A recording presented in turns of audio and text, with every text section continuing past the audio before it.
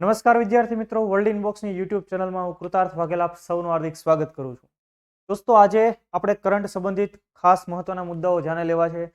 ઘણા બધા સ્ટુડન્ટના એવા મેસેજ વગેરે આવતો હોય કે જે અલગ અલગ સૈન્ય કવાયત યોજાતી હોય છે ભારત અને અન્ય દેશો વચ્ચે, એમાં ઘણું બધું કન્ફ્યુઝન થાય છે. તો તાજેતરમાં ભારત અને ફ્રાન્સ વચ્ચે એક સૈન્ય કવાયત યોજાય એ શરૂ જ છે, વરુણ. તો એના વિશે માહિતી મેળવીએ. એ સંબંધિત પણ બીજી કેટલીક માહિતીઓ આપણે ખાસ ધ્યાને લઈએ. બીજી પણ કેટલી બધી કરંટ અફેર્સની મેટર આપણે આ લેક્ચરમાં જોવાના છીએ. તો આઈ હોપ અને એવી હું આશા રાખું કે તમને આ બધા લેક્ચર પસંદ આવતા હશે. જો આપણે ખાસ 3 સિરીઝ ઉપર કામ કરીએ છીએ: ડેઈલી એક કરંટ અફેર્સનો વિડીયો, એક યોજનાનો વિડીયો અને વર્લ્ડ ઇનબોક્સનો એક ઇનિશિયેટિવ મિશન વિજયી ભવ. તો આ ત્રણેય ઇનિશિયેટિવના પ્લેલિસ્ટ તમને આ લેક્ચરના ડિસ્ક્રિપ્શન બોક્સમાં મળી જશે. તો એ લેક્ચર પણ આપણે ભૂલશું નહીં. ખાસ યોજનાઓના લેક્ચર ખૂબ નાના છે, એ આપણે જોઈ લે એટલે આપણું કામ થઈ જશે. ડન. તો વધારે સમય ન લેતા આજનો આપણો કરંટનો લેક્ચર શરૂ કરીએ. નાની વાત તમારા માટે એક કે ભાઈ, ટેટ 2 સંબંધિત પુસ્તક, લેટેસ્ટ પુસ્તક વર્લ્ડ ઇનબોક્સ પબ્લિકેશન દ્વારા પ્રકાશિત પુસ્તક માર્કેટની અંદર આવી ગયું છે. વર્ષ 2023નું પુસ્તક છે. જે લોકો ટેટ 2 આપવાના હોય તે આ પુસ્તક એમના માટે ખૂબ જ મહત્વનું સાબિત થશે. તમારા નજીકના કોઈ પણ સ્ટોર પરથી એ મળી જશે. ત્યારબાદ વાત કરી દો તમને world inbox my class digital એપ્લિકેશનની. ગુજરાતની અંદર જે શ્રેષ્ઠ અને નિષ્ણાંત ફેકલ્ટીઓ છે એમના દ્વારા ભણાવાયેલું, એમના દ્વારા તૈયાર થયેલી ખાસ એપ્લિકેશન કે જેની અંદર નિષ્ણાંત ફેકલ્ટી તમને અલગ અલગ વિષયો ભણાવેલા છે. 2 વિષય મેં ભણાવેલા છે. એમાં એક આધુનિક ભારતનો ઇતિહાસ અને કમ્પ્યુટર. વ્યવસ્થિત ડિઝાઇન સાથે પીપીટી, એનિમેશન વગેરેનો ખાસ ઉપયોગ થયેલો છે. તમે લોકો વર્લ્ડ ઇનબોક્સના વિદ્યાર્થી હો અને જે તે શાખામાં તમે એડમિશન લીધું હોય અને એ સમયે જે તે બેચમાં એવી સ્કીમ હોય કે એપ્લિકેશન ફ્રી મળશે, તો ઘણા સ્ટુડન્ટને ફ્રી મળેલી છે. તો તમારે ખર્ચ કરવાની પણ જરૂર નથી. તમે આ એપ્લિકેશનના લેક્ચર્સ જોઈ લેશો એટલે તમારું એટલું કામ થઈ જશે કે તમે વર્ગ 3ની પરીક્ષા પાસ કરી લેશો, વર્ગ 1-2ની પણ પરીક્ષા પાસ કરી લેશો. કેમ કે એ પ્રકારનો ક્વોલિટી કન્ટેન્ટ તમને આમાં જોવા મળશે કે જે ગુજરાતની અન્ય કોઈ પણ એપ્લિકેશનમાં નથી. બરાબર. તો આજે એટલીસ્ટ ડાઉનલોડ કરી અને ડેમો લેક્ચર અટેન્ડ કરીએ. તમે કમ્પ્યુટરનો ડેમો લેક્ચર અટેન્ડ કરશો, તમને ખ્યાલ પડશે કેવું એનિમેશન છે એની અંદર. વર્ચ્યુઅલ રિયાલિટી, ઓગમેન્ટેડ રિયાલિટી ભણાવેલું છે. તમે જોજો એક ખાસ આજે. તો આજે જ આપણે ડાઉનલોડ કરીએ. ત્યાર પછી લાસ્ટ લેક્ચરમાં મેં પૂછેલો સવાલ કે ગુજરાતના સૌથી લાંબા ઓવરબ્રિજનું લોકાર્પણ ક્યાં કરવામાં આવ્યું? તમારામાંથી ઘણા બધા લોકોએ જવાબ પણ કમેન્ટ બોક્સની અંદર કમેન્ટ કરેલો છે. તો આપણો સાચો જવાબ થશે વડોદરા. ગુજરાતના સૌથી લાંબા ઓવરબ્રિજનું લોકાર્પણ વડોદરામાં કરવામાં આવ્યું. આ સમયે બીજી જે માહિતીઓ હતી એ મેં તમને લેક્ચરની અંદર ભણાવી દીધેલી છે. જો તમે લેક્ચર નથી જોયો તો લિંક નીચે ડિસ્ક્રિપ્શન બોક્સમાં છે, પ્લેલિસ્ટ, એમાં જઈને આપણે લેક્ચર જોઈ લઈએ. તો આપણો સવાલ હતો આજની પહેલી મેટર, પહેલો મુદ્દો કે ભારત અને ફ્રાન્સની નેવી વચ્ચે, ભારત અને ફ્રાન્સની નૌસેના વચ્ચે એક કવાયત યોજાય, સૈન્ય એક્સરસાઇઝ યોજાય, જેનું નામ છે વરુણ. તમે એક બાબત નોંધ કરી હશે કે ભાઈ આ બધી સૈન્ય કવાયત યાદ નથી રહેતી. યાદ રહે તો ઘણું બધું કન્ફ્યુઝન થાય છે કે કયા દેશની સાથે કઈ યોજાણી, અને એના નામ પણ એવા હોય કે ભાઈ સિમિલર જેવા નામ હોય. પણ તમે થોડી વાર આ લેક્ચર જોશો એટલે તમને હમણાં અમુક દેશો સાથેની ભારતની જે કવાયત છે, ભારતીય આર્મીની કવાયત હોય, નેવીની હોય કે એરફોર્સની હોય, તો તમને ક્લિયર થઈ જશે. ડન. તો પહેલા આપણે જોઈ લઈએ ભારત અને ફ્રાન્સ વચ્ચે યોજાયેલી વરુણ કવાયત. વરુણ એક્સરસાઇઝ કોની કોની વચ્ચે યોજાય? ઇન્ડિયા એન્ડ ફ્રાન્સ નેવી વચ્ચે. કઈ જગ્યાએ? પશ્ચિમ દરિયાકાંઠે. તો તમે જુઓ, આપણે પશ્ચિમ દરિયાકાંઠો ગણી શકીએ. તો પશ્ચિમ દરિયા, આને આપણે કોંકણ કોસ્ટ સામાન્ય રીતે કહેતા હોઈએ છીએ. આપણા ગુજરાતનો દરિયાકાંઠો તમને બધા લોકોને ખ્યાલ છે કે ભાઈ 7500 કિલોમીટરથી વધારે દરિયાકાંઠો ભારત દેશને મળેલો છે. એમાં સૌથી વધુ દરિયાકાંઠો ધરાવનારું રાજ્ય આપણું ગુજરાત છે. 1600 કિલોમીટરનો આપણને દરિયા કિનારો મળેલો છે. તો અહીંયા ભારત ફ્રાન્સ એમના વચ્ચે કઈ કવાયત યોજાય? તો કે વરુણ. આટલું યાદ રહી ગયું? તો કે હા, યાદ રહી ગયું. સાથે ભારત વતી કયા કયા જહાજો એમાં ભાગ લીધો તો એ પણ આપણે યાદ રાખવું પડે. તો તમે જુઓ, Indian naval ship Chennai, Indian naval ship tag, maritime petrol aircraft P-8-1, ત્યાર પછી ડોર્નિયર હેલિકોપ્ટર અને MiG-29K ફાઇટર એરક્રાફ્ટ. તો ભારતનું પ્રતિનિધિત્વ આટલા શિપ અને આ પ્લેન દ્વારા કરવામાં આવેલું હતું. પછી આપણને થાય ફ્રાન્સમાંથી કોણે ભાગ લીધો હતો, તો એ યાદ ન રાખીએ તો પણ ચાલશે. ભારતનું પ્રતિનિધિત્વ આપણે યાદ રાખવું જોઈએ. હવે આ વરુણ કવાયત જે અત્યારે પશ્ચિમ દરિયાકાંઠે યોજાય એ 21મી સૈન્ય કવાયત છે, 21મી નૌસેના કવાયત છે ભારત અને ફ્રાન્સ વચ્ચે. જુઓ તમે, જ્યારે તમે આવો શબ્દ સાંભળો કે મલ્ટીલેટરલ અને બાયલેટરલ, આ બંનેનો અર્થ શું થાય? બાયલેટરલ એટલે દ્વિપક્ષીય, કે બે દેશો વચ્ચે કોઈ પણ કાંઈ કામગીરી થાય તેને બાયલેટરલ કહેવાય. એમ આ જે નૌસેના કવાયત છે ભારત અને ફ્રાન્સ વચ્ચે છે એટલે એને બાયલેટરલ નેવી એક્સરસાઇઝ કહેવાય. ધારો કે ભારત, ફ્રાન્સ, અમેરિકા, બ્રિટન બધો શંભુ મેળો ભેગો થાય તો એને મલ્ટીલેટરલ કહેવાય. ઘણા બધા પક્ષોની કવાયત, ઘણા બધા દેશો જેની અંદર સંમિલિત થયા તેવી કવાયત. ખબર પડે છે? કવાયત મીન્સ એક્સરસાઇઝ. ડન. તો આ પણ આપણને ખબર હોવી જોઈએ. તો ભારત અને ફ્રાન્સ વચ્ચેની વરુણ કવાયતની શરૂઆત કરવામાં આવી છે વર્ષ 1993માં. પણ ત્યારે એનું નામ વરુણ નહોતું, ત્યારે ભારત ફ્રાન્સ નૌસેના કવાયત. પણ વરુણ નામ જે મળ્યું એ ક્યારથી મળેલું છે? તો કે વરુણ નામ મળ્યું 2001 થી. તો તમને હવે વરુણ ક્લિયર થઈ ગયું હોવું જોઈએ. હવે તમને મેપની અંદર દેખાડું તો જુઓ તમે, અહીંયા છે ફ્રાન્સ અને અહીંયા છે ભારત. તો ભારત અને ફ્રાન્સ વચ્ચે નૌસેના કવાયત, અથવા અહીંયાથી આમ જો મેં નૌસેનાનો રૂટ પણ દોરી દીધો અને હવે નામ લખી દઉં વરુણ. તો યાદ રહી જાય તમને? તો કે હા, હવે કોઈ દી ભૂલાય નહીં. હવે સાથે ભારત અને ફ્રાન્સની આર્મી વચ્ચે કઈ કઈ કવાયત થાય છે અને એરફોર્સ વચ્ચે કઈ કઈ કવાયત થાય છે એ પણ યાદ રાખવું પડે, તો જ આ બધી વસ્તુઓ ક્લિયર થાય. તો જુઓ, ભારતની આર્મી અને ફ્રાન્સની આર્મી વચ્ચે શક્તિ કવાયત, તાકાત. અને એરફોર્સ વચ્ચે તો કે ગરુડ. ગરુડ ખબર છે આપણને સૌથી મહત્વનું આમ પ્રાણી, બાજ, એટલે બાજની પણ એક પ્રકારે તાકાતની નિશાની દેખાડે છે એ પણ ગરુડ. તો ભારત અને ફ્રાન્સની વચ્ચે એરફોર્સ કવાયત ગરુડ. તો જો અહીંથી ગરુડ મસ્ત રીતે ઉડશે, બરાબર. અહીંયાથી ઉડીને ક્યાં જશે? ભારત જશે. ભારતથી ઉડીને ક્યાં આવશે? તો કે ફ્રાન્સ આવશે. તો ભારત અને ફ્રાન્સની આર્મી, નૌસેના અને એરફોર્સ વચ્ચે જે કવાયત યોજાય આપણને યાદ રહી જવી જોઈએ. પહેલી શું? શક્તિ, તાકાત. ત્યાર પછી આર્મી વચ્ચેની કવાયત શક્તિ. ત્યારબાદ નૌકાદળ વચ્ચેની કવાયત વરુણ, બરાબર. અને ત્યાર પછી આપણે જોઈએ એરફોર્સ વચ્ચેની કવાયત ગરુડ. આ યાદ રહી ગયું તમને? તો કે હા. આ ફ્રાન્સની યાદ રહી ગઈ, પણ બીજી આવી મિત્ર શક્તિ ને એવી બીજી અન્ય દેશો સાથેની જે કવાયત હોય ને એ જ્યારે ઓપ્શનની અંદર આવે ને ત્યારે કન્ફ્યુઝન થાય. તો એ કન્ફ્યુઝન હમણાં નહીં રહે, તમને એ પણ ખબર પડી જશે. તો જુઓ, ભારત ફ્રાન્સ વચ્ચે આર્મીની સાથે શક્તિ, એરફોર્સ વચ્ચે ગરુડ, બે જુદી જુદી છે ભારત ફ્રાન્સ વચ્ચે. પણ ભારત ઇન્ડોનેશિયા, એની આર્મી વચ્ચે કઈ કવાયત યોજાય? તો ગરુડ શક્તિ. જો તો અહીંયા ઇન્ડોનેશિયા દેખાય છે તમને? તો કે આ કયો દેશ છે? ઇન્ડોનેશિયા. ખરેખર એને ઇન્ડોનેશિયા નો બોલાય, એને શું બોલાય? ઇન્ડોનેશિયા, બરાબર. SIA એનું સ્પેલિંગ થાય એટલા માટે. તો ભારત, અહીંયા ભારત અને અહીંયા ઇન્ડોનેશિયા.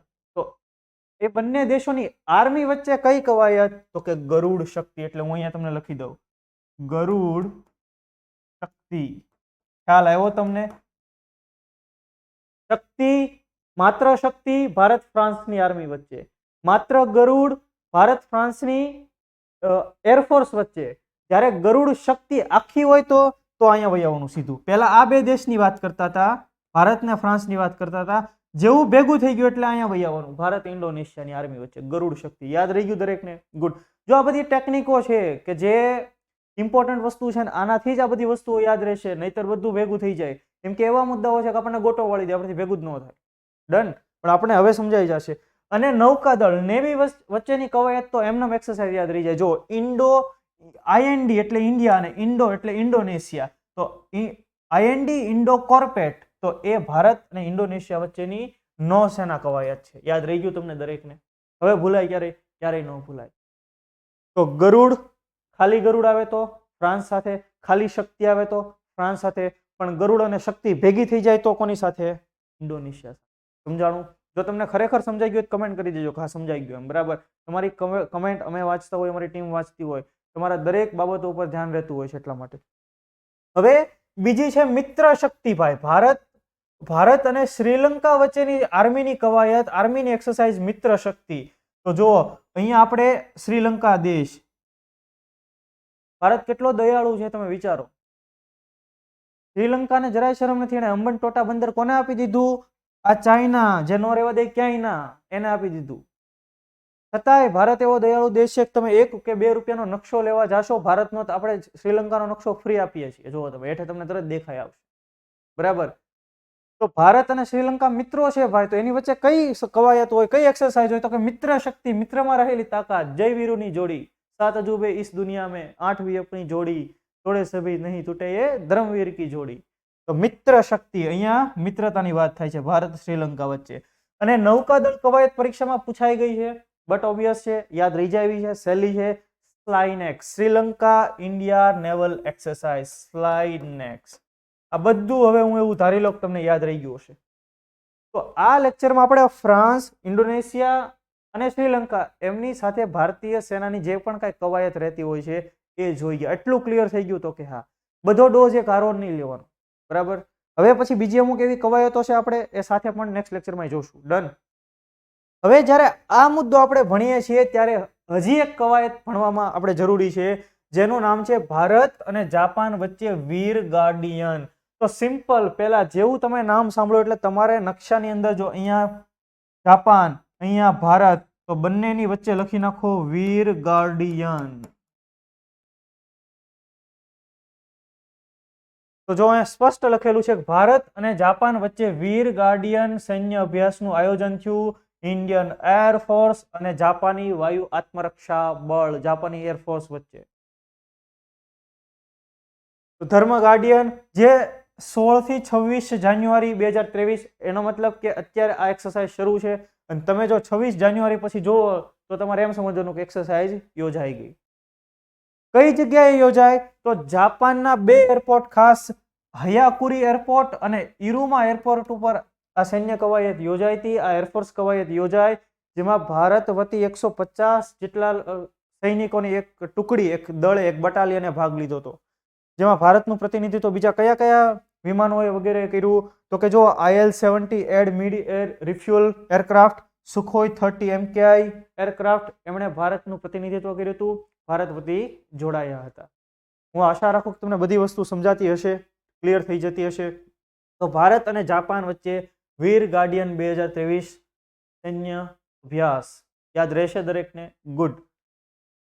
ત્યાર પછી તમારા માટે એક નાની એવી માહિતી કે વર્લ્ડ ઇનબોક્સ એકેડમી રાજકોટ ખાતે PSI ASI માટે થઈને સ્પેશિયલ એક બેચ શરૂ થઈ ચૂકેલી છે, એડમિશન શરૂ છે. તમને આવનારી 2023માં ખાખીની ઘણી બધી ભરતી આવવાની છે અને તમને ઈચ્છા હોય કે ભાઈ આપણે આ વખતે ભરતી પાસ કરવી છે, તો તમને વર્લ્ડ ઇનબોક્સમાં સૌથી વધુ પરિણામ, ગુજરાતની અંદર વર્લ્ડ ઇનબોક્સ સૌથી વધુ પરિણામ આપે છે દરેક પરીક્ષાઓની અંદર, એમાં ખાસ કરીને કોન્સ્ટેબલ PSI ની અંદર. PSI all Gujarat rank 1 world ઇનબોક્સના વિદ્યાર્થી રહેલા છે. બરાબર. તો તમે રાજકોટ ખાતે એડમિશન લેવા માંગતા હો તો ત્યાં તમે રૂબરૂ મુલાકાત લઈ શકો. અધરવાઇઝ 7575060303 પર કોલ કરીને પણ તમે માહિતી મેળવી શકો છો. તો આ વાતથી તમારા માટે નાની એવી બેચ સંબંધિત. ત્યાર પછીનો મુદ્દો જોઈએ આપણે. સન ક્વીન તરીકે ઓળખાતા મારિયા ટેલ્કસને ડુડલ વડે સન્માનિત કરવામાં આવ્યા. તમે ઘણીવાર આપણે ગૂગલમાં સર્ચ કરતા હોઈએ તો એ ગૂગલ જે સર્ચ એન્જિનનો જે લોગો ગૂગલ લખાઈને આવે એની બદલે કંઈક ત્યાં બીજું ચિત્ર હોય, એ ચિત્રને કહેવામાં આવે ગૂગલ ડુડલ. તો જે મહાનુભાવો, જે મોટી હસ્તીઓ છે કે જેમણે માનવ સમાજ માટેથી, આ વિશ્વ માટેથી કંઈક સારા કામો કરેલા છે, તો એમના જન્મદિવસ વગેરે સંબંધિત એવો કોઈ તહેવાર વગેરે હોય ત્યારે તો એ ગૂગલનું નોર્મલ નામ લખાયેલું ન હોય, પણ એ જે તે વ્યક્તિનું એક ચિત્રાત્મક ન્યાય હોય, જેમાં લખેલું એ ગૂગલ જ તે પણ મસ્ત મજાનું ચિત્ર હોય. તો એવા જ એક વૈજ્ઞાનિક જેનું નામ છે મારિયા ટેલ્કસ, એનું ડુડલ બનાવીને એને સન્માનિત કરવામાં આવ્યા હતા. તમે જુઓ આ શું છે? ગૂગલનું ડુડલ છે. આવા સવાલો અગાઉની પરીક્ષામાં પણ પૂછાયેલા છે. તો એક 12 ડિસેમ્બર 2022ના રોજ એ મારિયા ટેલ્કસની 122મી જન્મ જયંતિ હતી. બરાબર. તો આ મારિયા ટેલ્કસ કોણ છે? તો કે હંગેરીના એક વૈજ્ઞાનિક અને બાયોફિઝિસ્ટ છે. એમણે કઈ કઈ બાબત ઉપર કામ કર્યું એ પણ આપણે જોવું જોઈએ કે સૌર કુકર અને સૂર્ય સંચાલિત ટેકનોલોજી સંબંધિત એને કામ કર્યું. આપણે જે સૌર ઉર્જાનો ઉપયોગ કરીએ છીએ, ભારત અને ફ્રાન્સના મદદથી વડાપ્રધાન નરેન્દ્ર મોદી અને જે તે સમયના તત્કાલીન ફ્રાન્સના વડા ફ્રેન્કોઇસ ઓલાન્દે એના પ્રયત્નથી આપણે ઇન્ટરનેશનલ સોલાર એલાયન્સની સ્થાપના કરી છે. ઇન્ટરનેશનલ સોલાર એલાયન્સ કે ભાઈ કર્કવૃતના ક્ષેત્રોની અંદર આવનારા જે દેશો છે કે જ્યાં સૂર્યપ્રકાશ વધારે પડે છે તો એવા દેશોમાંથી સૌર એનર્જી વધુ ઉત્પન્ન થાય એના માટેનું એક આંતરરાષ્ટ્રીય સંગઠન. તો આજે આપણે 21મી સદીની અંદર સૌર ઉર્જા ઉપર વધારે ભાર મૂકીએ છીએ, ગ્રીન એનર્જી ઉપર વધારે ભાર મૂકીએ છીએ, તો એના સંબંધિત શોધ સંશોધન કરનાર સાયન્ટિસ્ટ મારિયા ટેલ્કસ સ્પષ્ટપણે એવું માનતા કે ભાઈ સૂર્ય એમાં એટલી તાકાત, એના પ્રકાશમાં એટલી તાકાત રહેલી છે કે માનવ જાતિને, પૃથ્વી પર રહેનાર માનવ જાતિને અસર કરી શકે. અને આપણે જોઈએ પણ છીએ કે એમાંથી આપણે એનર્જી પણ બનાવી શકીએ, અને જો અલ્ટ્રાવાયોલેટ કિરણો સીધા આપણી સુધી પહોંચે તો આપણને સ્કિન કેન્સર પણ કરી શકે. તો આ સૂર્યની તાકાત છે, બરાબર. તો એ સંબંધિત એમણે જે સંશોધન કર્યા મારિયા ટેલ્કસે, અને એમના ભાગરૂપે ગૂગલ ડુડલે એમને સન્માનિત કર્યા હતા, ડુડલ બનાવીને એમને યાદ કર્યા હતા. અને સૂર્ય સંબંધિત એમણે બીજી પણ કામગીરી કરી, જેમ કે બીજા વિશ્વયુદ્ધ વખતે એમણે એક વોટર ડિસ્ટિલર વિકસિત કર્યું હતું. સેકન્ડ વર્લ્ડ વોર ટાઈમે વોટર ડિસ્ટિલર શું કામ કરતું, તો કે ખારા પાણીને મીઠું બનાવી દેતું. અને આ બધી કામગીરીને માટે થઈને એ કયા નામે ઓળખાય છે? સન ક્વીન, સૂર્ય ક્વીન તરીકે ઓળખવામાં આવે છે. અને જો સૌર ઉર્જાના અગ્રદૂત સન ક્વીન મારિયા ટેલ્કસ. યાદ રહેશે તમને દરેકને તો એમની 122મી જન્મ જયંતિ ગઈ અને એ સમયે ગૂગલ ડુડલ બન્યું. તો અહીંયા હું તમારા માટે એક સવાલ છોડી દઉં કે ઇન્ટરનેશનલ સોલાર એલાયન્સ આંતરરાષ્ટ્રીય સંગઠન છે, એનું વડું મથક ભારતમાં આવેલું છે, હરિયાણાના ગુરુગ્રામમાં આવેલું છે. પણ એમાંય કઈ જગ્યાએ? હું તમને કહી દઉં, ગ્વાલપહરીમાં આવેલું છે. કઈ જગ્યાએ? હરિયાણાના ગુરુગ્રામના ગ્વાલપહરીની અંદર. હવે આ ગ્વાલપહરીમાં એક ઇન્સ્ટિટ્યૂટ આવેલી છે. તમારે એનું નામ કમેન્ટ બોક્સની અંદર કમેન્ટ કરવાનું છે. હું એ નામ તમને અત્યારે નથી કહેતો. ડન. જે લોકો સાચું નામ એની અંદર કમેન્ટ કરશે તો આપણે એને એક લાઈક આપી દઈશું. ડન. તો આ ઇન્ટરનેશનલ સોલાર એલાયન્સ, એનું હેડક્વાર્ટર, આંતરરાષ્ટ્રીય સંસ્થાનું વડું મથક ભારતમાં, ભારત માટે ખૂબ ગૌરવની વાત છે. તો આ એમનું ગૂગલ ડુડલ. ત્યાર પછીનો મુદ્દો જોઈએ. 2022 વૈશ્વિક ખાદ્ય સુરક્ષા સૂચકાંક જારી કરાયો. 2022 વૈશ્વિક ખાદ્ય સુરક્ષા સૂચકાંક, ગ્લોબલ ફૂડ સિક્યુરિટી ઇન્ડેક્સ. જો અત્યારે રશિયા યુક્રેન વચ્ચે વોર છે અને એના કારણે એવી એક ભીતિ છે, એક ડર છે કે ભાઈ વિશ્વની અંદર ઘઉંની તંગી થઈ જશે. તો ભાઈ ફૂડ સિક્યુરિટી ખૂબ ઇમ્પોર્ટન્ટ છે. આપણે એના માટે ફૂડ સિક્યુરિટી એક્ટ પસાર કર્યો છે ભારત સરકારે. તો તાજેતરમાં તમને સીધો સવાલ અહીંયાથી પૂછે, તાજેતરમાં ગ્લોબલ ફૂડ સિક્યુરિટી ઇન્ડેક્સ કઈ સંસ્થા દ્વારા અથવા તો કઈ ઓર્ગેનાઇઝેશન દ્વારા જારી કરવામાં આવ્યો હતો? તો યાદ રાખજો, British weekly magazine the economist દ્વારા. આમાં ફૂડ એન્ડ એગ્રીકલ્ચર ઓર્ગેનાઇઝેશન એવા અલગ અલગ ઓપ્શન આપે તો એ નથી. બ્રિટિશ સાપ્તાહિક ધ ઇકોનોમિસ્ટે world global food security index publish કર્યો. એણે શું કીધું કે ભાઈ આવનારા સમયની અંદર ખાદ્ય સુરક્ષાને જોખમ છે. કેમ? તો કે એક તો અલગ અલગ દેશોની અંદર યુદ્ધો શરૂ છે, બીજું ક્લાઇમેટ ચેન્જને કારણે જમીનની જે ગુણવત્તા છે એ ડાઉન થઈ ગઈ છે, એટલે એટલું ફૂડ પ્રોડક્શન થઈ શકતું નથી.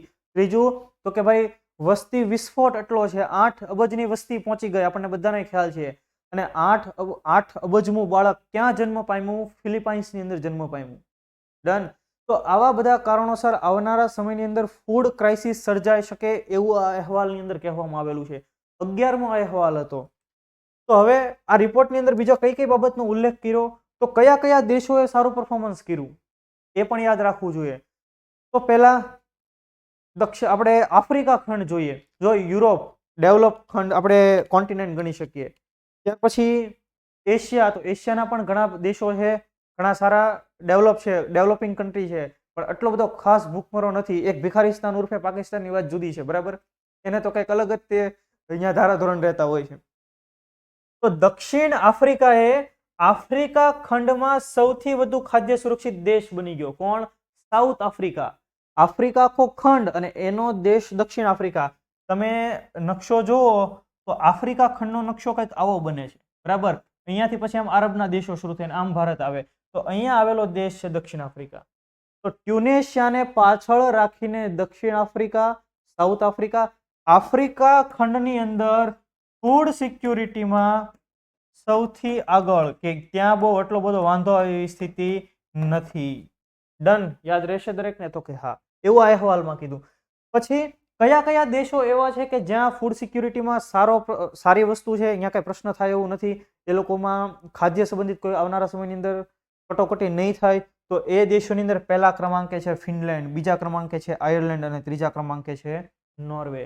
જો આ બધા એવા દેશો કે જે વેલ ડેવલપ નેશન છે, જે હેપીનેસ ઇન્ડેક્સમાં સારો એવો રેન્ક હોય છે, જેની ઇકોનોમી સારી હોય છે, જેની સુખાકારી ખૂબ સારી એવી હોય છે, અને દેશ ખૂબ નાના, જેની વસ્તી પણ ખૂબ ઓછી છે. એટલે આ બધા દેશોનું મેનેજમેન્ટ વ્યવસ્થિત થઈ જાય. આપણી 125 કરોડની જનતા, સુજલામ સુફલામ, એમાં અગાસી મુહૂર્તથી બધા ગણવાનું બાકી રહી ગયા છે. બરાબર. તો ફિનલેન્ડ, આયર્લેન્ડ, નોર્વે જે ટોચના 10 પ્રદર્શન કરતા ટોચના 10 દેશોની અંદર આ 1 થી 3 ક્રમાંકે આ દેશો રહ્યા હતા ફૂડ સિક્યુરિટીના ઇન્ડેક્સની અંદર. યાદ રહેશે, ગ્લોબલ ફૂડ સિક્યુરિટી ઇન્ડેક્સ. સમજાઈ ગયો તમને દરેકને મુદ્દો? ગુડ. હું આશા રાખું કે તમને દરેક ડિટેલ વ્યવસ્થિત રીતે સમજાતી હશે. ત્યાર પછી આપણે જોઈએ ઈવી. ઈવી એટલે ઇલેક્ટ્રોનિક વેહિકલ. યાત્રા મોબાઈલ એપ્લિકેશન લોન્ચ કરવામાં આવી. Electronic vehicle. હવે આપણે અત્યારે આપણે ફોસિલ ફ્યુઅલ, અશ્મિભૂત ઈંધણ ઉપરની આપણી જે ડિપેન્ડન્સી છે ઘટાડવાની છે. કેમ?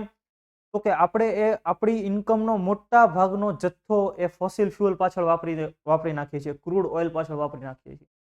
ઈરાક ને પછી ઈરાન ને સાઉદી ને રશિયા ને કેટલાય દેશો પાસેથી આપણે ક્રૂડ ઓઇલ લાવીએ છીએ. કેમ કે આટલી મોટી વિશાળ વસ્તી, આટલી ગાડીઓ, એ બધાને ડીઝલ, પેટ્રોલ એ પૂરું પાડવું એ ખૂબ કટોકટી ભર્યું કામ છે. તો જો આપણે ઇલેક્ટ્રોનિક વેહિકલ તરફ વળી જઈએ તો કેટલું સારું. ખાસ સરકાર ઇલેક્ટ્રિક વેહિકલ ઉપર સબસિડી પણ આપે. તો હવે તમને જાણીને કદાચ નવાઈ લાગશે કે દેશની અંદર 18 લાખ જેટલા ઇલેક્ટ્રોનિક વેહિકલ કાર્યરત છે, ઈવી. તો આ દરેક ઇલેક્ટ્રોનિક વેહિકલ છે એનું ચાર્જિંગ વ્યવસ્થિત થાય, ક્યાં કેટલી ગળદી છે એ બધી માહિતી મળી જાય. કેવું સારું, ખૂબ સારું કહેવાય. તો એ સંબંધિત મોબાઈલ એપ્લિકેશન, ઈવી યાત્રા મોબાઈલ એપ્લિકેશન તાજેતરમાં રાષ્ટ્રીય ઉર્જા સંરક્ષણ દિવસના દિવસે લોન્ચ કરાઈ હતી. એ દિવસ આપણે કઈ તારીખે ઉજવીએ? તો કે 14 ડિસેમ્બર, 14મી ડિસેમ્બરે રાષ્ટ્રીય ઉર્જા સંરક્ષણ દિવસ. ત્યારે ઈવી યાત્રા એપ્લિકેશન લોન્ચ કરી હતી. કોણે? તો કે દેશના મહામહિમ શ્રી દ્રૌપદી મુર્મુજીએ. રાષ્ટ્રપતિ દ્રૌપદી મુર્મુજીએ નવી દિલ્હીમાં ઈવી યાત્રા મોબાઈલ એપ્લિકેશન લોન્ચ કરી. પહેલા આદિવાસી મહિલા રાષ્ટ્રપતિભાઈ, બીજા મહિલા રાષ્ટ્રપતિ પ્રતિભાસિંહ દેવી પાટીલ પહેલા રાષ્ટ્રપતિ, અને ત્યાર પછી દ્રૌપદી મુર્મુ અત્યારે કાર્યરત છે, બીજા મહિલા રાષ્ટ્રપતિ. આ એપ્લિકેશન કોણે ડેવલપ કરી છે? તો કે બ્યુરો ઓફ એનર્જી એફિશિયન્સી, જેને ટૂંકમાં કહેવામાં આવે બીઈઈ, બ્યુરો ઓફ એનર્જી એફિશિયન્સી. હવે આ એપ્લિકેશન કઈ રીતે કામ કરશે?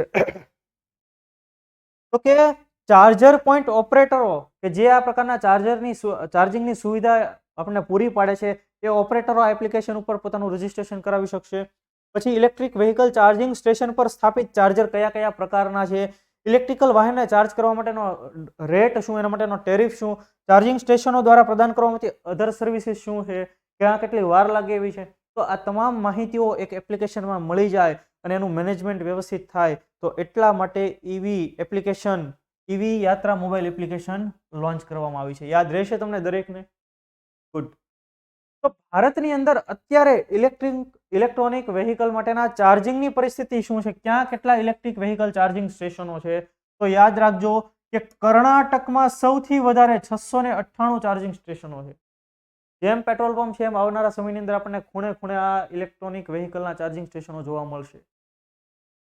મહારાષ્ટ્રની અંદર 660 ચાર્જિંગ સ્ટેશનો, દિલ્હીમાં 593 ચાર્જિંગ સ્ટેશનો. અને ભારતના સૌથી મોટા ઇલેક્ટ્રોનિક વેહિકલ બજાર માર્કેટ કયા કયા? તો યુપી, દિલ્હી, મહારાષ્ટ્ર. અને કેમ યાદ રહે?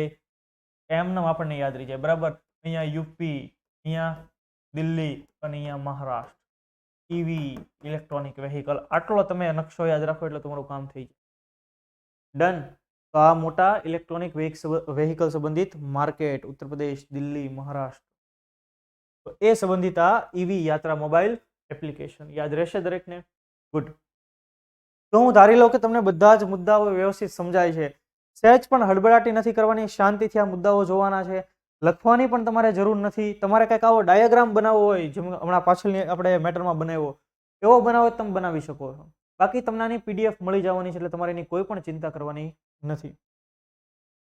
36 સંસ્કૃત યુનિવર્સિટીઓ દ્વારા પ્રમુખ સ્વામી મહારાજને સનાતન ધર્મ જ્યોતિ સન્માન. દેશભરની જે સંસ્કૃત યુનિવર્સિટી છે, 36 જેટલી સંસ્કૃત યુનિવર્સિટીઓ અને એમના કુલપતિઓ, એમના હસ્તાક્ષર કરાયેલું અલગ અલગ લોકોની સિગ્નેચર હોય એવું એક સનાતન ધર્મ જ્યોતિ એવું એક સન્માન પત્ર પ્રમુખ સ્વામી મહારાજને અર્પણ કરવામાં આવ્યું. આપણને બધાને ખ્યાલ છે કે તાજેતરમાં અમદાવાદ ખાતે પ્રમુખ સ્વામી નગર બનાવવામાં આવ્યું હતું. પ્રમુખ સ્વામી મહારાજની સ્વામી જન્મ જયંતિ નિમિત્તે આખું એક ભવ્ય નગર, અને એ દિવસ એ સંબંધિત આખા મહિના દરમિયાન રોજ અલગ અલગ દિવસ સેલિબ્રેટ કરવામાં આવતા હતા. તો આપણને થાય આટલા બધા કેમ યાદ રાખવા, પણ એમાંનો એક દિવસ તમે જો 31 ઓક્ટોબર. 31 ઓક્ટોબર કયા દિવસ તરીકે ઉજવાણો? દર્શન શાસ્ત્ર દિવસ તરીકે ઉજવાણો. 31 ઓક્ટોબર આપણને સરદાર પટેલ સાહેબ પણ યાદ આવે. સરદાર પટેલ સાહેબ કે એમની બર્થડે 31 ઓક્ટોબર, જ્યારે આપણે એને સ્ટેચ્યુ, આપણે એને એકતા દિવસ તરીકે ઓળખીએ છીએ, બરાબર. તો 31 ઓક્ટોબરે દર્શન શાસ્ત્ર દિવસની ઉજવણી થઈ અને એ પ્રસંગે ઘણા બધા મહાનુભાવોએ હાજરી આપી હતી. દેશભરના ગણમાન્ય વ્યક્તિઓ હાજરી આપી અને એ સમયે ભારતની 36 જેટલી સંસ્કૃત યુનિવર્સિટીઓના કુલપતિઓના હસ્તાક્ષર ધરાવતું એક સનાતન ધર્મ જ્યોતિ પ્રમાણપત્ર, એક સન્માન પત્ર ત્યાં સુપ્રત કરવામાં આવ્યું હતું, ત્યાં આપવામાં આવ્યું હતું. યાદ રહેશે આ મુદ્દો. તમે જુઓ કયા કયા લોકો હતા. દિલ્હીથી લઈને તિરુપતિ, સોમનાથથી લઈને આસામ સુધીની ટોટલ સંસ્કૃત યુનિવર્સિટીના કુલપતિઓના હસ્તાક્ષર સાથેનું એ પ્રમાણપત્ર. ત્યારબાદનો એની સમથિંગ એક મુદ્દો છે, એની જેવો જ એક મુદ્દો છે કે અમદાવાદ દિલ્હી સંપર્ક ક્રાંતિ ટ્રેન, એને હવે નામ શું આપવામાં આવ્યું છે? અક્ષરધામ એક્સપ્રેસ. જો ભાઈ ગાંધીનગરનું અક્ષરધામ ખૂબ મહત્વનું મંદિર છે, ત્યાંથી લઈને દિલ્હીનું અક્ષરધામ, તો એમની વચ્ચે જે રેલવે છે જેનું નામ હતું ગુજરાત સંપર્ક ક્રાંતિ એક્સપ્રેસ, એનું નામકરણ હવે શું કરી નાખવામાં આવેલું છે? તો કે અક્ષરધામ એક્સપ્રેસ એનું નામ કરી નાખવામાં આવેલું છે. જ્યારે આ અંગેની જાહેરાત ક્યારે કરવામાં આવી કે ભાઈ આપણા કેન્દ્રીય રેલવે મંત્રી અશ્વિની વૈષ્ણવ એમણે પોતે હાજરી આપી અને એણે એમની બધી બાબતોનો ઉલ્લેખ કર્યો, ત્યારે એમણે કીધું કે ભાઈ હવે આપણે ગુજરાત સંપર્ક ક્રાંતિ એક્સપ્રેસને કયા નામે ઓળખશું? તો કે અક્ષરધામ એક્સપ્રેસ તરીકે ઓળખશું. તો અહીંયા લખેલું છે કે આ નામકરણ એ પૂજ્ય પ્રમુખ સ્વામી મહારાજ અને તેમની સેવા ભાવનાને સમર્પિત એક નાનકડી શ્રદ્ધાંજલિ છે. તેમ પ્રમુખ સ્વામી મહારાજ જન્મ શતાબ્દી મહોત્સવમાં આવેલા કેન્દ્રીય રેલવે મંત્રી અશ્વિની વૈષ્ણવે જણાવ્યું હતું. પ્રમુખ સ્વામી મહારાજ કે જેમણે સ્વામિનારાયણ સંપ્રદાયને ખાસ એક અલગ ઊંચાઈ આપ્યું, BAPS બોચાસણ વાસી અક્ષર પુરુષોત્તમ સ્વામિનારાયણ સંસ્થા. તો ફરી એક વખત પ્રમુખ સ્વામી મહારાજને શ્રદ્ધાંજલિ આપીએ, એમના ચરણોની અંદર આપણે વંદન કરીએ અને આ મુદ્દાને આપણે ખાસ યાદ રાખીએ, અક્ષરધામ એક્સપ્રેસ. તો આ ખાસ આપણી મેટર્સ હતી બધી. હવે આપણે જોઈએ આજનો આપણો સવાલ કે ઓક્ટોબર 2022માં નીતિ આયોગના આકાંક્ષી જિલ્લા કાર્યક્રમમાં કયો જિલ્લો પ્રથમ ક્રમે રહ્યો હતો? આ સવાલ મેં તમને પાછલા લેક્ચરમાં ભણાવેલો છે. જે લોકોએ લેક્ચર જોયો હશે એને આવડતો હશે. જો નથી તમે જોયો તો આજે મુદ્દો જોઈ લો. નીતિ આયોગ, એને સંબંધિત એસ્પિરેશનલ ડિસ્ટ્રિક્ટ પ્રોગ્રામ ક્યારે શરૂ થયો, એનો ઉદ્દેશ્ય શું રહેલો, બધું જ મેં પાછલા લેક્ચરમાં ભણાવેલું છે અને આવા સવાલ પરીક્ષામાં પૂછાડેલા છે. તમે આ વિડીયો જોશો એટલે સીધા સવાલ પડવાના, એ 100% વાત છે, બરાબર. તો તમારે કમેન્ટ બોક્સની અંદર આપવાનું કે કયો જિલ્લો તાજેતરમાં ઓક્ટોબર 2022ના રેન્કિંગની અંદર પ્રથમ ક્રમે આવ્યો? વિદિશા મધ્યપ્રદેશ, વાયનાડ કેરળ, સુકમા છત્તીસગઢ કે બોકારો ઝારખંડ? તો સાચો જવાબ તમે કમેન્ટ બોક્સની અંદર કમેન્ટ કરો. ત્યાર પછી 16 જાન્યુઆરી 2023થી વર્લ્ડ ઇનબોક્સ એકેડમી સુરત ખાતે જનરલ બેચનો પ્રારંભ થઈ ચૂકેલો છે. તમે સુરત રહેતા હો, આજુબાજુનો કોઈ વિસ્તારમાં રહેતા હોય, તમને ઈચ્છા હોય ભાઈ આપણે વર્લ્ડ ઇનબોક્સની અંદર એક બેચ કરવી છે, ભણવું છે, તો તમે સુરત ખાતે સવારે 8 થી 10 ડેમો લેક્ચર અટેન્ડ કરી શકો છો. તમે અહીંયા નિષ્ણાંત ફેકલ્ટીઓ પણ જોઈ શકો છો. એક પ્રોપર આયોજન હશે, પ્રોપર ટેસ્ટ હશે, પ્રોપર મટીરિયલ હશે અને તમને પ્રોપર ગાઈડન્સ હશે કે જેનાથી આવનારી પરીક્ષાની અંદર તમે પહેલા જ ટ્રાય તમારું લિસ્ટની અંદર હોલી લિસ્ટ એટલે કે પવિત્ર યાદી કે જેની અંદર પાસ થયેલા વિદ્યાર્થીઓના નામ હોય એમાં આપણું નામ પણ આવી શકે. જો તમે ઈચ્છતા હો તો આ શાખાનો તમે રૂબરૂ મુલાકાત લઈ શકો છો. અધરવાઇઝ કોન્ટેક્ટ નંબર પણ આપેલો છે 7574060505, એના પર કોલ કરીને પણ તમે માહિતી મેળવી શકો છો. તો આ હતો આજનો આપણો કરંટ અફેર્સનો લેક્ચર. હું આશા રાખું કે તમને ખૂબ મજા આવી હશે, ખૂબ પસંદ પડ્યો હશે. વર્લ્ડ ઇનબોક્સ સંબંધિત તમામ ઇનિશિયેટિવ, મિશન વિજય ભવ, કરંટ અફેર્સ અને યોજના, એ ત્રણેયનું પ્લેલિસ્ટ તમને આ લેક્ચરના ડિસ્ક્રિપ્શન બોક્સમાં મળી જશે. તો એ લેક્ચર પણ આપણે ભૂલશું નહીં. તો ફરી પાછા આપણે એક નવા લેક્ચરમાં ભેગા થઈશું. ત્યાં સુધી આપો મને રજા. ફરી મળીએ. ત્યાં સુધી જય હિન્દ, જય ભારત.